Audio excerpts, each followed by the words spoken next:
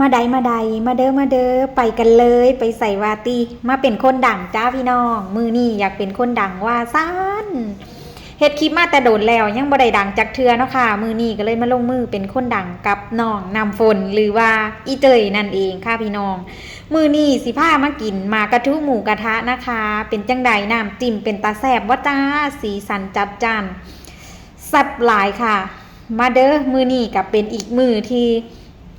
ใส่พลังงานหลายเนาะค่ะ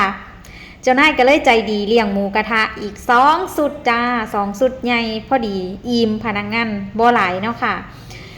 หลังจากที่เจ้านายให้งบมาลูกน้องก็จัดแจงสั่งหมูกระทะมาเลยจ้า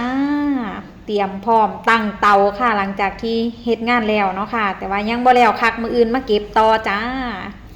หลังจากนั้นซุ่มเฮาก็ตั้งเตาจุดไฟเนาะค่ะจวด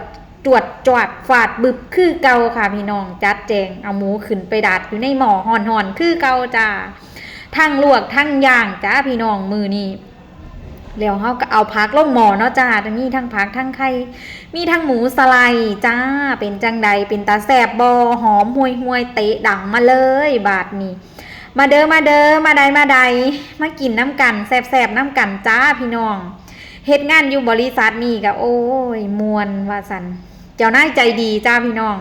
ถ้ามือใดเจ้านายใส่แรงงานลูกน้องหลายเจ้านายเกียรติใจดีจังสี่ละจ้า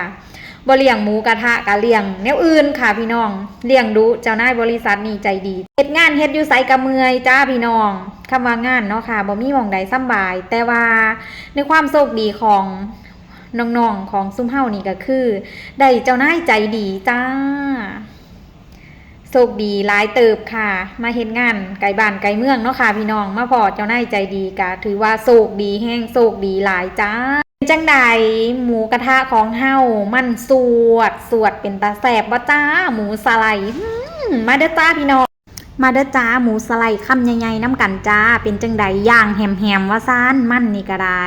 ไข่ไก่กะลวกพอสุกจักหน่อยจ้าหวานจุยสุกหลายกะบ่แสบมันสีแขนติดคอบ่แม่นติดใจว่าซ่านได้เวลากินแล้วเนาะค่ะหลังจากที่ย่างสุกแล้วก็มาลงมือเลยค่ะพี่น้องค่ะทั้งลวกทั้งย่างเนาะค่ะหมูสไลด์ย่างก็หอมกรอบค่ะพี่น้องย่างแฮมแล้วก็มาจิ้มกับน้ำจิ้มฟินแห้งค่ะพี่น้อง2 มือติดกันแล้วเด้อค่ะมือว่านนี่ก็2สุดมื้อนี้ก็2สุดเจ้านายก็ใจดีเลี้ยงแต่ลูกน้องตลอดเลยถ้ามือใดใส่พลังงานหลายจมให้ลูกน้องหลายเพิ่นก็สิเลี้ยงลูกน้องจังซี่ค่ะเป็นเรื่องปกติตั้งแต่เปิดโรงงานแล้วใจดีมาตลอดค่ะย่ำจมก็จมย่ำหายก็หายแต่ว่าใจดีเด้แต่ว่างานต้องเป๊ะค่ะอยู่หม่องใดก็คือกันค่ะมาพี่น้องแซ่บน้ำกันเด้อจ้าหมูกระทะกับล่มหนาวบรรยากาศโอ้ยเข้ากันบักคักขั้นบ่อิ่มก่อนกะสีได้จีเขาจีท่าไข่อยู่แต่ว่าหมูกระทะก็กินบ่เบิดแล้วยังเหลือตั้งหลายเพราะว่ามื้อนี้ฝ่ายบุคคลบ่ได้อยู่กินน้ำค่ะพี่น้องมีแต่น้องๆทีมงานโอ้ยทีมงาน